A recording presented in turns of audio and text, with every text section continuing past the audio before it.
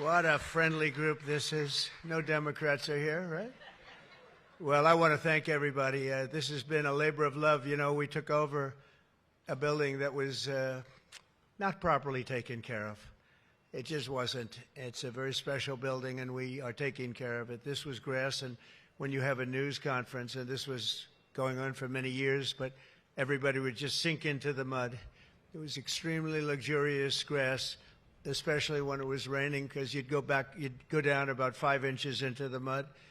And when we had a press conference here, all the press standing back there, they'd be cursing me. The women would be lifting up their shoes, saying, "You've destroyed my shoes. This is terrible." So we got a stone that's the exact same stone and color as the White House itself, because we wanted the friendly feeling of that light color. And it reflects the sun, and it keeps you cool even in the summer. And we've had press conferences. We finished it about a month ago. This is, as you see over here, the Presidential Walk of Fame. And we had this long wall with half windows because that used to be a swimming pool on the other side of the wall. That was the swimming pool where Jackie would say, "I hear women inside." Are women inside? Quite a famous, I'm not saying anything. This was a part of a movie. And the Secret Service said, "No, ma'am. There's no women inside, ma'am. I'm sorry, ma'am. You're going to have to move along." "But I hear women inside." "No, ma'am. You'll have to move along, ma'am." So that was the famous swimming pool. Now it's even worse. It's for the media. They covered the pool up. And now it's for the media. And I think we have a small representative group. I don't think they allowed the rest of them. I can't believe it. What happened? They're all on the other side of the wall. Can you believe it? Because this is supposed to be sort of a private event, and there is no such thing in politics as a private event. Lindsey, you learned that a long time ago, right? The great Lindsey Graham, doing fantastic. You're up 34 points, Lindsey. That's not bad, I'll tell you. It's not bad. So we did the Presidential Walk of Fame from the great George Washington all the way to, well, I think we have to rate him above me. So less than great. Less than George. Somebody went up there, they say, "You're the third best president in the United States." This was on television, third best. And they said, "Who are the first two?" "George Washington and Abraham Lincoln." And I got extremely angry at this man. You know, you can't, it's going to be tough to beat, Mr. Senator. It's going to be, John, it's going to be very tough to beat Washington and Lincoln, but we're going to give it a try, right? Hey, they didn't put out 8 wars, 9 coming, all right? We put out 8 wars, and the 9th is coming, believe it or not.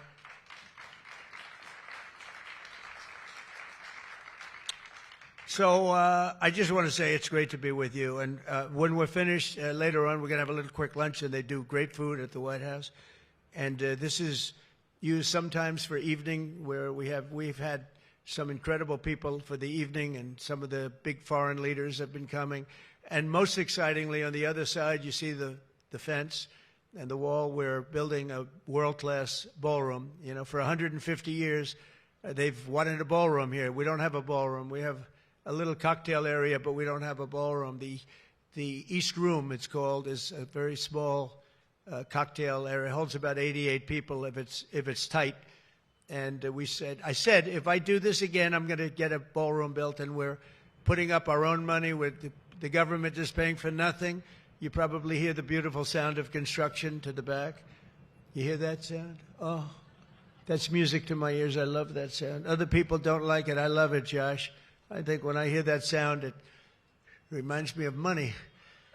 In this case, it reminds me of lack of money because I'm paying for it, so it's the opposite.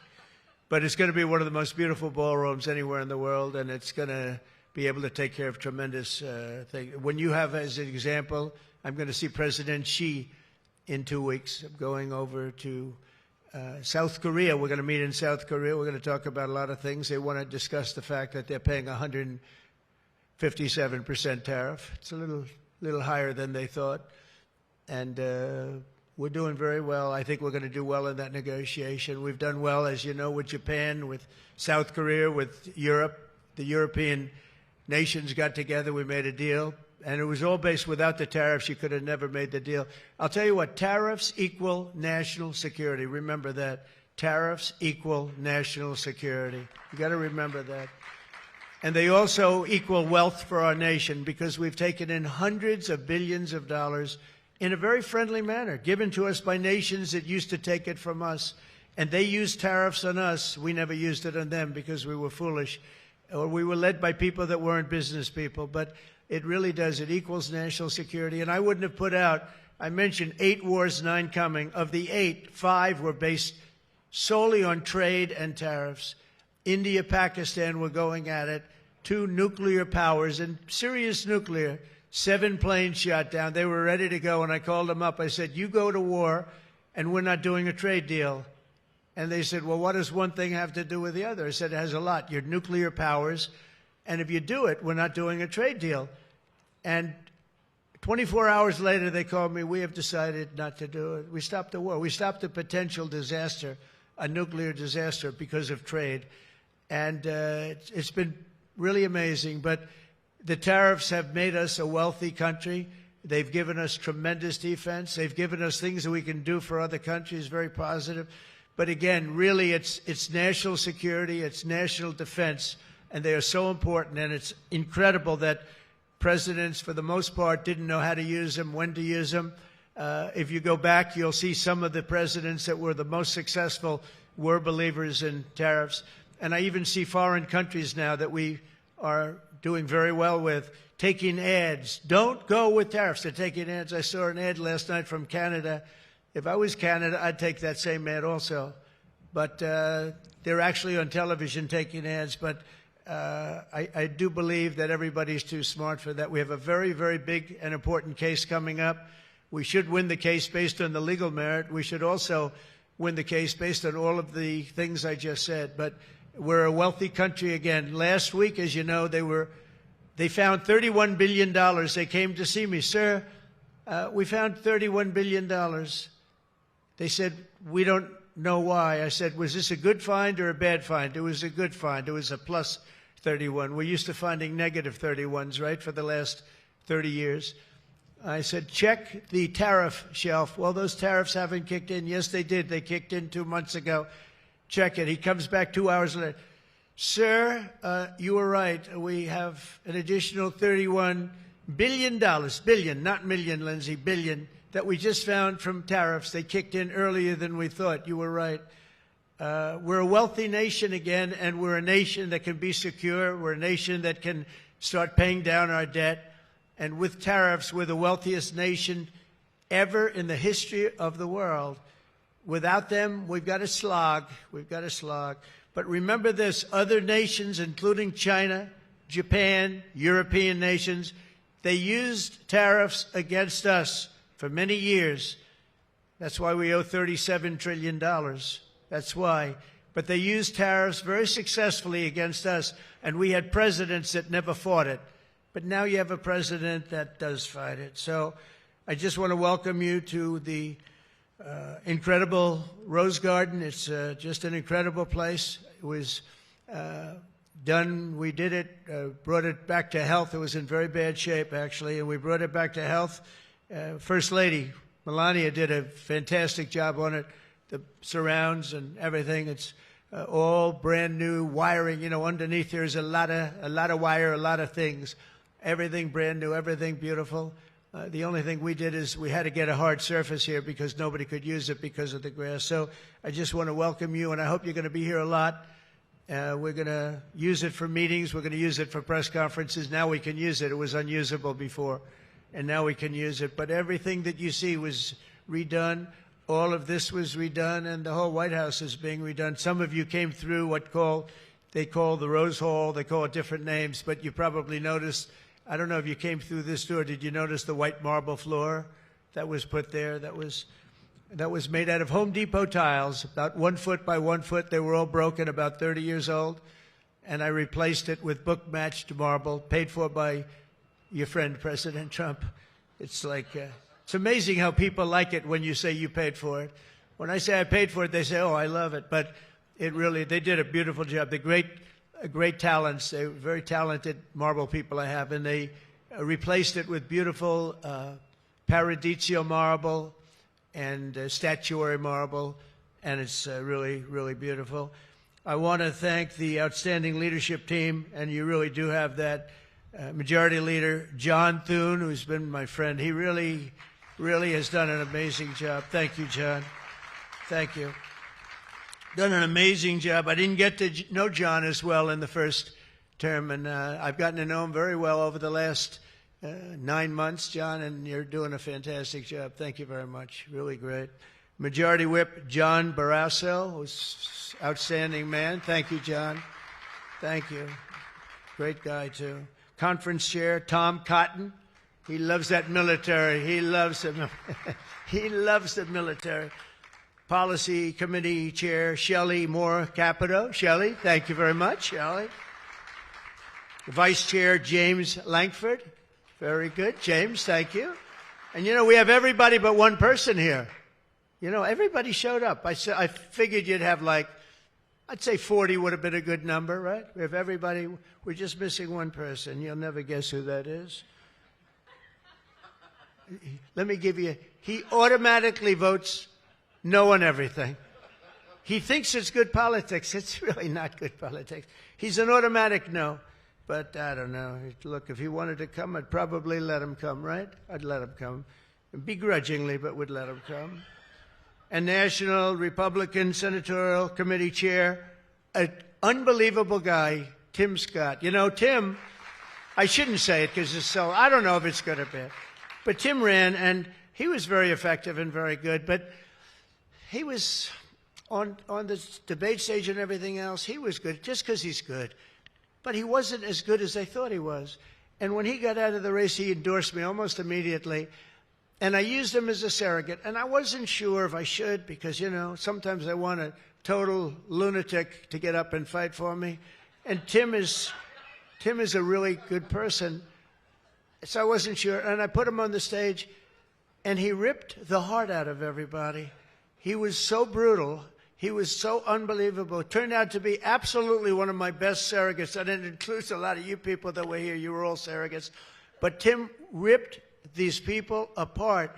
And after watching 2 or 3 times, then I wanted him all the time. Right, Susie? I said, I want Tim Scott, get up there. But he was so good. And I said to him, Tim, when you fought for yourself, you were much different. When you fought for me, you were a tiger. You were like unstoppable. You were, really was. You all saw that.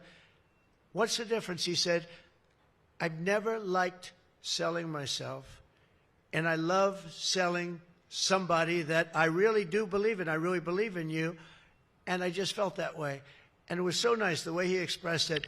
And I want to tell you, you are a champion. You are a winner, and congratulations. Thank you very much.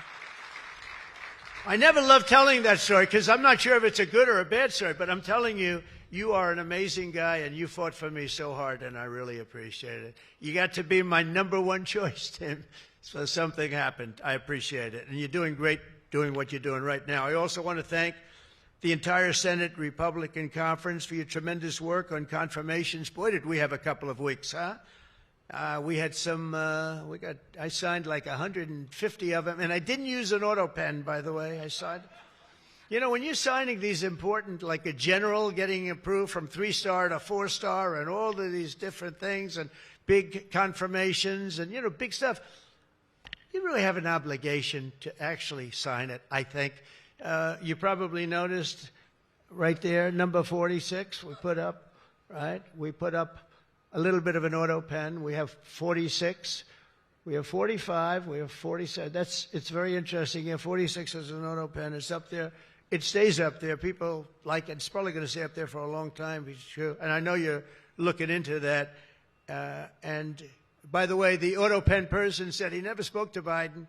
He worked the auto pen. You're not allowed to do that. So if you're looking at anything, just remember it. And remember, they treated us very badly.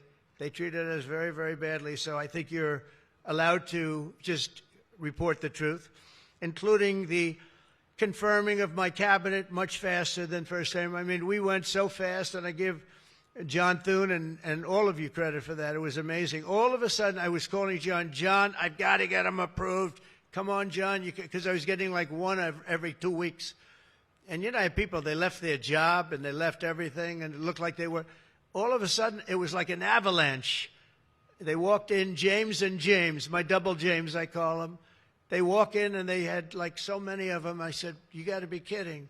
Is this like, are you for real? Right, James? John Thune did his job, and you got them all done, and you have all those people out there working now, and instead of being very upset with the fact that we couldn't get them approved quickly. So I really appreciate it. You used a method that I wish you could use on U.S. attorneys. You know, I have 10 U.S. attorneys who are phenomenal, phenomenal. A Harvard, a Yale, a this, a that, all top.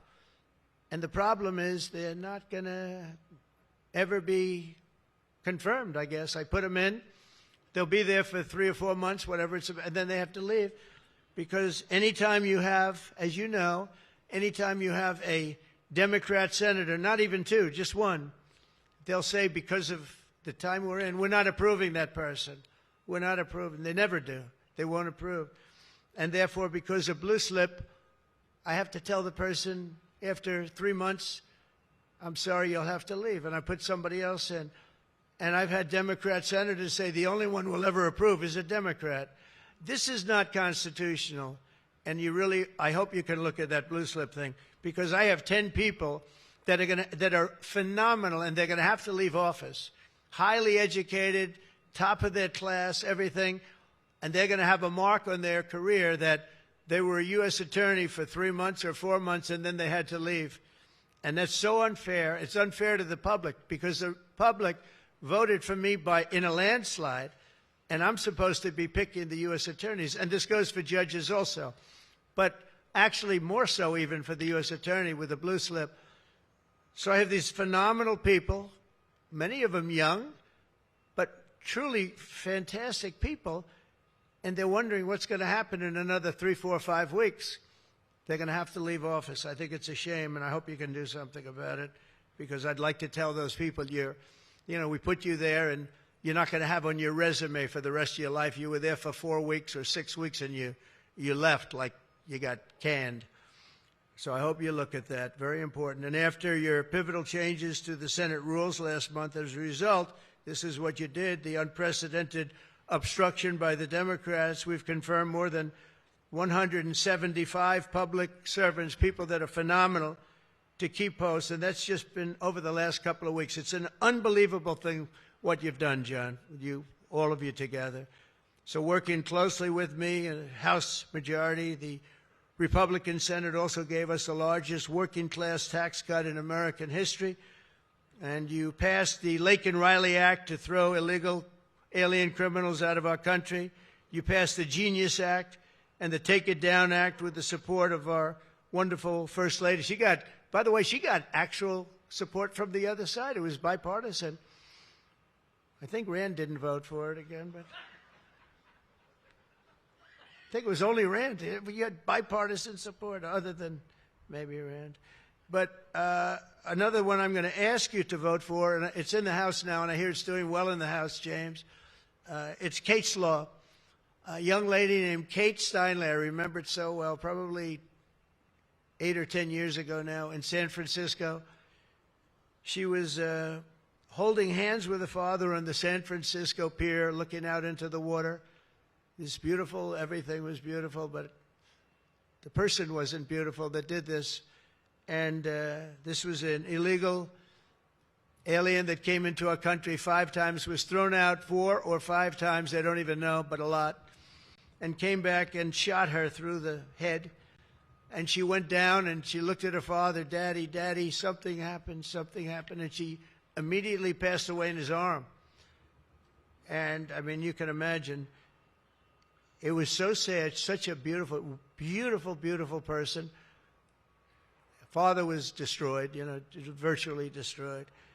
And they they wanted to pass what they call Kate's Law, and it's now again in Congress, and I hear we're going to get it passed in Congress, and when it gets up to the Senate, I hope you guys can pass it. And basically, very simply, it says that if you're an illegal alien and you come in and you get thrown out, if you come back and get caught, you have to spend 10 years in jail. Very simple. Very simple. If they would have had that, Kate Steinle would be alive today. That was a big event at the time. If you remember, Bill O'Reilly For those of you that like Bill, I think I like Bill, but he was the one, he devoted his life to that law, trying to get it passed. I think it's time that we pass it so that if you get taken out of the country and you come back illegally, knowing that this law is in existence, you go to jail for a 10-year period, and it's going to keep the repeat offenders from coming in. It's going to really keep them from coming in. Senate Republicans have already voted 11 times to get our government back and open for business. We have record business. We're going to be, I think, by the time I hit month number 12, I think we're going to have $20 trillion of investment. We're over 17 right now. As an example, President Biden had less than $1 trillion for 4 years. We're going to have $20 trillion in less than 12 months, and we're over 17 trillion right now. So it's the largest amount in our country by far, by many times. That's in our country. But here's the one. It's the largest amount in the history of the world. There's never been a country that's had anywhere near 17, or it will be 20, and it's going up fast. A lot of it's because of tariffs, because they're coming in because they don't want to pay tariffs. In other words, they make their product in a certain country, and they used to just send it in here, and there was no charge, absolutely. Now, if they have to pay a 20%, 30%, 50%, 100%, or 2% tariff, they say, well, it's better if I build my plant in the United States. It always amazed me. I did this first term. We had the greatest economy in the history of our country in first term. We had COVID, and we did a good job with that. That was a curse for every country in the world. It was terrible. But we had the greatest economy we ever had. But if you remember, I started the tariffs, but I held it off because it wouldn't have exactly been good at the time to tell France, you know what they were going through, you know what Spain was going through and Italy was going through, that, by the way, we're going to charge you tariffs. But I had started the process. We were going, the country was doing good, and I took in hundreds of billions of dollars from China. I put the full tariffs on China. Biden left the tariffs because he couldn't. It was too much money, but they gave so many exceptions that they were essentially meaningless. In other words, here's the tariffs, but you don't have to pay if you look at somebody the wrong way. You don't have to pay. So they didn't pay very much. But with me, they were paying hundreds of billions of dollars. And again, I have a great relationship with President Xi. I expect to be able to make a good deal with him, and I want him to make a good deal for China, but it's got to be fair. For years, they were making $500, $600, $700 billion. $700 billion, and we'd be making nothing. It was a one-sided, honestly, we built their military. We built China's military with the money that we lost for so many years getting ripped off.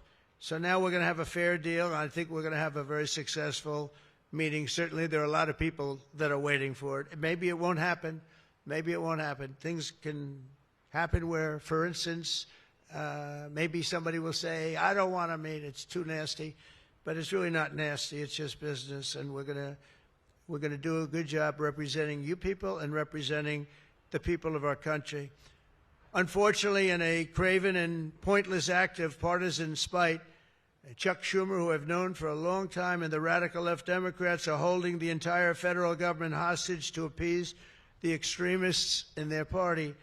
And they are extreme. I mean, I've never seen anything like it. They're extreme, and you know what? We had a landslide election. We won the popular vote by a lot.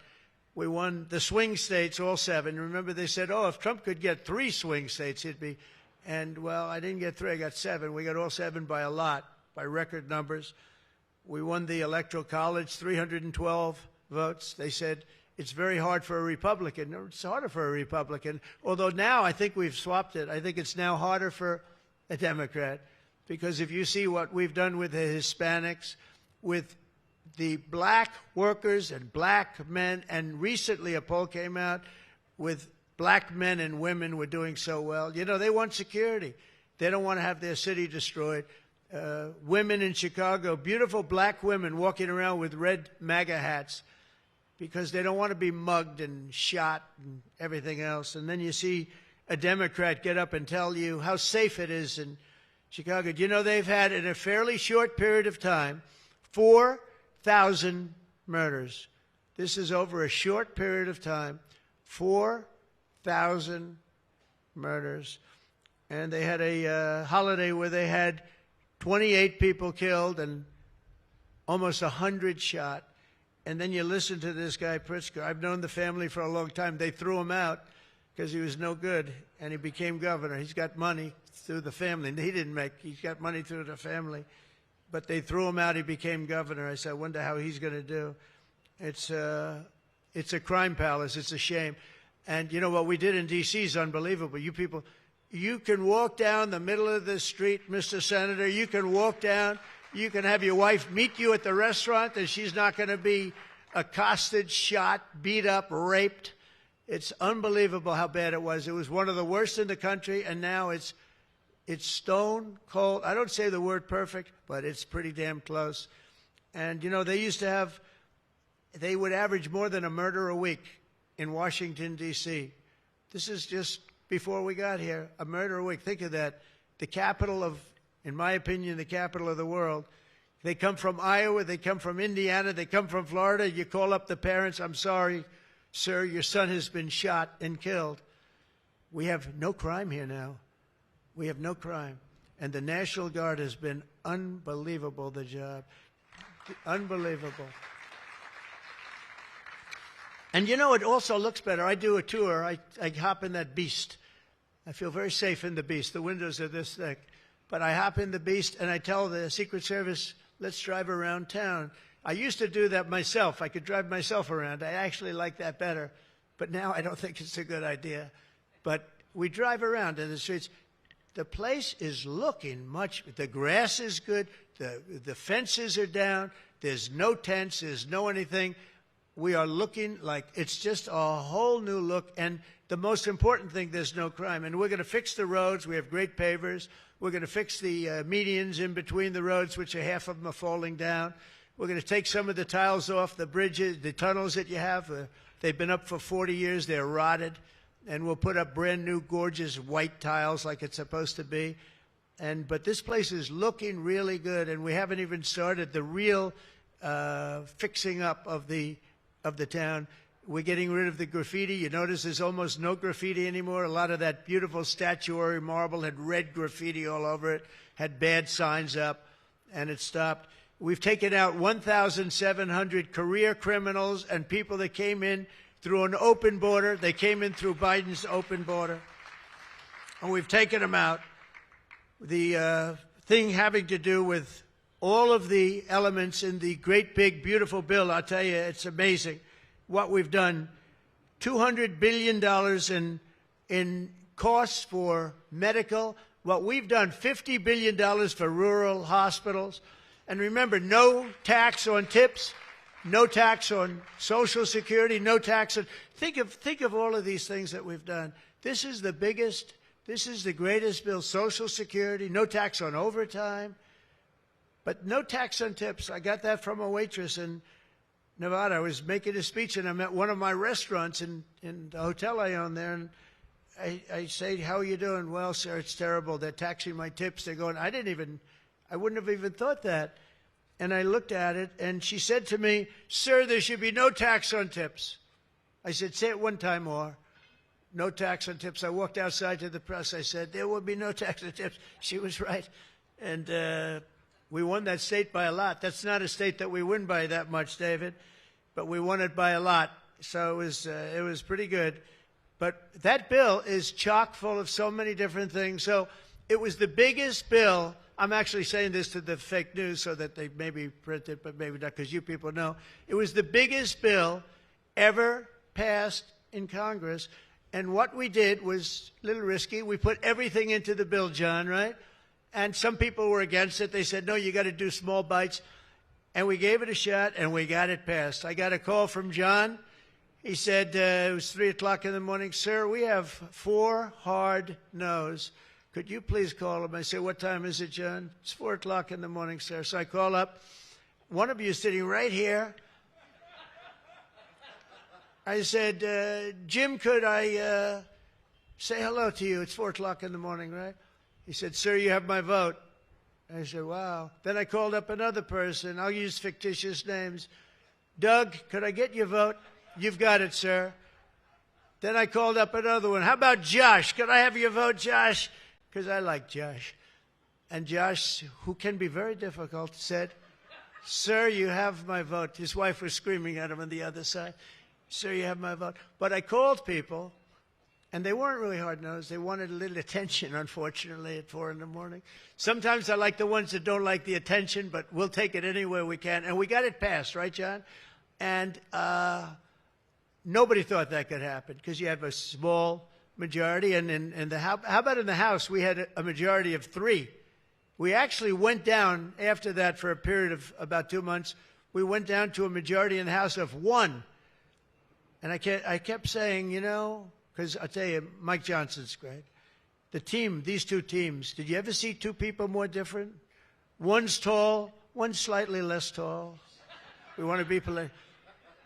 They are very different people, but they're the same in terms of talent. They did the 2 guys, and they get along incredibly well. We all do. We get along great. But we passed a bill. We don't need to pass any more bills. We got everything in that bill. There's nothing else we have to put. We got the largest tax cuts in history. We got the extension of the Trump tax cuts. We got all of these things. And, you know, remember, they lie. They will look at I saw it the other day, they were talking about, I call it the great big beautiful bill, but that's what it is, the great big beautiful, the biggest bill ever passed. And what they say, they make up stories. And I saw they were interviewing a senator, and they said, well, what's wrong with their bill? He didn't know what to say, because there's nothing he could say. It covers everything. He said, death. Death. It brings death.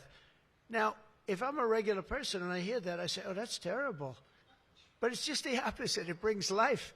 It brings Medicaid, Medicare, Social Security. It secures all those things. And they just are so bad. You know, they said death. It was like death. And there's nothing about death. Theirs is death because they're going to lose Medicaid. They're going to lose Social Security. They're going to lose Medicare. All of those things are going to be gone because the whole country would be bankrupt, and you're not going to have any kind of medical insurance. So with us, it's the opposite. And it's a great bill. We don't need any more. And I want to just say from the beginning, our message has been very simple. We will not be extorted on this crazy plot of theirs. They've never done this before. Nobody has. You always vote for an extension. Chuck Schumer and the Senate Democrats need to vote for the clean, bipartisan CR and reopen our government. It's got to be reopened right now. We're not doing that. They are the obstructionists. And the reason they're doing it is because we're doing so well. We're doing well all over the world. We're doing well with the close to $20 trillion that I just told you about. It will be that number. But even if you take it down to over 17, that's a guarantee. We're doing well with everything. Car plants are pouring back into our country. AI plants, we're leading. We're dominating China right now in AI. And I did something that I think you'd like because we have an old grid. It's a tired grid. It doesn't have the juice that you need to fire up these plants. You know, these plants will need more than double the energy we have right now for the whole country. That's how big it is. And we can't do that. There's no way we can do that. China's building right now 52 power stations. But I did something better. I'm letting everybody build their own power plant so they'll become like an electric utility in addition to AI. But if they want to build their own plant and we get their approvals within less than a month, it used to take 5 years prior to rejection. Sometimes a guy in Louisiana, they had one that took 12 years and then they got rejected. I got it approved in 2 weeks when I got into office. That was the first term. And the plant is up now, and it's been a great thing for the state. I did it twice, actually. I got 2 of them that were dead after 12 years, and I got them approved, both of them, in less than a week. And that's what we're doing. Lee Zeldin, by the way, is doing a phenomenal job, Environmental Commissioner, I have to tell you. He knows that we have to get them fast, and we're getting them fast. So we're leading China in the AI race by a lot. Under Biden, Democrats voted 13 times for continuing resolutions to keep the government open. And all we want is simply to ask them to do it once again. They always voted for it. They never voted against it. Nobody votes against it. But they do that, and they do. It's partially my fault. I mean, I'm watching you, and I'm looking at all these great faces that I've seen, really great people. I think with few exceptions, a couple of you I don't like that much, but with few exceptions, great people. And you look at what they do, and you look at the game they play, and it's a horrible game. And, you know, we have the hottest country ever. This is the hottest country anywhere in the world. And I say this, I'm sure you've heard me say it, but I was over in the Middle East, and the King of Saudi Arabia and others also said essentially the same thing. They said, you know, President, a year and a half ago, your country was dead. We never thought we'd see this. And right now, you have the hottest country anywhere in the world. We do. We have the hottest country anywhere in the world, which tells you about leadership, and that includes your leadership. So as you know, my door is always open to anyone. It's not like that AOC. How about her, where she said, she's talking about having rebellions and everything. She said, well, my door is always open. But she's not the leader. I'm sure the leaders felt very nicely about when she said her door is open. Who the hell wants to go into her door anyway? She doesn't know what the hell she's talking about. She's the one that started. You know, I remember, I'll never forget, she never took a course on the environment. And I watched her one day, and she was on television. She said, yes, our planet will be dead within 12 years. That was a long time ago. Our planet was supposed to be dead. Remember the 12-year theory? We were environmentally dead. Now, these people, they've got an agenda that nobody quite understands. The good news is they don't understand it either. They really have no idea. But the people do. The people understand. We're giving you the biggest tax cuts in history. All of these things, it all adds up that we should do fantastically well in the midterm. The only thing wrong with the midterms is that statistically, when you look, a president gets elected, and for some reason, and nobody, even the great John Thune, cannot explain to me, for some reason, even if he's a reasonably good president, and we've had success like nobody, but for some reason, you lose the midterms. I don't know why. I mean, the odds are tremendously against, like 92% or something.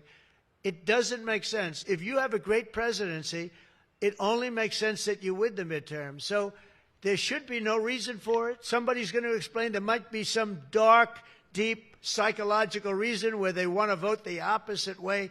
I don't know what it is, but we have to win the midterms. Otherwise, all of the things that we've done, so many of them are going to be taken away by the radical left lunatics. I mean, we're going to end up with a communist mayor in New York. Can you believe it? A communist.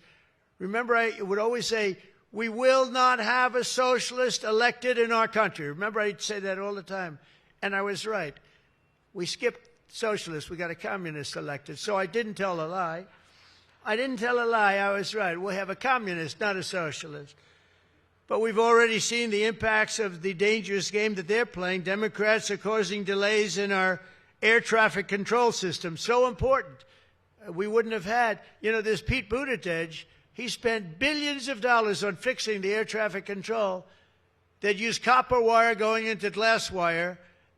Any union electrician here or any non-union electrician would say you can't hook copper into glass. It doesn't work. They spent billions of dollars. They turned on the system, and it was stone cold blank. We're getting a brand new system. We have bids out now. We have 3 great companies bidding. And I want one bid. Sean Duffy's doing terrifically. I want one bid. I want just bid, and they're responsible for everything. Not where they had like 1,000 contractors. Every contractor, they're all running around. In the end, if one of them does a bad job, we want to be able to blame somebody, and it's going to be one of the very big companies because there's a lot of interest in it. So the air traffic control system is going to be rebuilt. Over 1 million federal workers right now, as you know, are going unpaid. That's the Democrats' fault. And children, tourists, unable to visit the museums in Washington, D.C., that we now have beautiful, safe streets, but we don't have the museums open. We should probably just open them.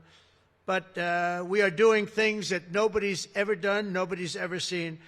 So all of this and the pain that the Democrats have caused during this reckless and completely unnecessary affair, and you could call it the Schumer shutdown or the Democrat shutdown, you can call it whatever you want. And I will say this, that we have Darth Vader. You know Darth Vader, right?